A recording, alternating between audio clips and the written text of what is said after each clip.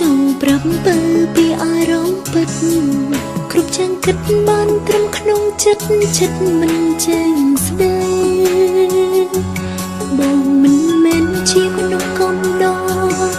ក៏មិនមែនជាសង្សារស្រីតែអារម្មណ៍ពេលគ្មានប្រុសថ្លៃស្រីក៏អាយកាសង្សារចឹងឲ្យយើងឈឺចាប់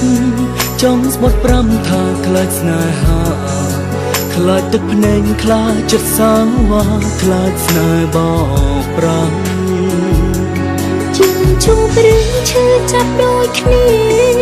តើបចឹងអាចយល់ចិត្តគ្នាច្បាស់ពេលក្បែរគ្នាចិត្តយើងស្រឡាស្នេហ៍ចាស់រសាយបើបងបានស្គាល់អូនមុននេះបេងដងនេះក៏មិនឈឺចាប់តែអារម្មណ៍ពេលនេះត្រូវប្រាំបែបណាទៅសងតើយើងស្រឡាញ់គ្នាមែនទេឬគ្រាន់តែអារម្មណ៍ឯកាមនុស្សខូចចិត្តជួបមនុស្សឈឺផ្សាតើយើងត្រូវជាអ្វីណាគ្នា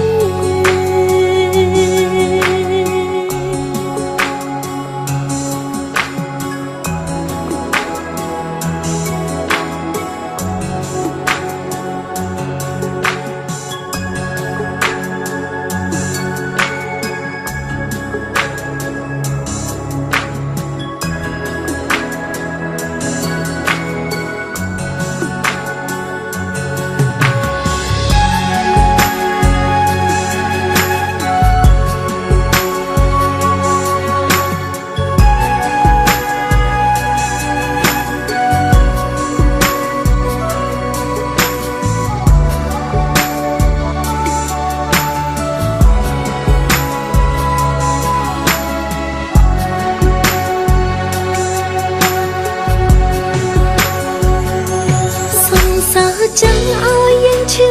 ចាំចង់ស្បត់ប្រាប់ថាខ្លាចស្នេហាខ្លាចទឹកភ្នែកខ្លាចចិត្តសាវ៉ាខ្លាចស្នេហ៍បោកប្រាយើងជុំរឿងឈឺចាប់ដូចគ្នាតើយើងអាចយល់ចិត្តគ្នាច្បាស់ពេលក្បែរគ្នាចិត្តយើងស្រឡាញ់ស្នេហ៍ចាំរសាបើបងបានស្គាល់អូនមុននេះបេងដងនេះក៏មិនឈឺចាប់តែអារម្មណ៍ពេលនេះព្រឺប្រាបែបណាទៅផ្សងតើយើងស្រឡាញ់គ្នាមែនទេឬគ្រាន់តែ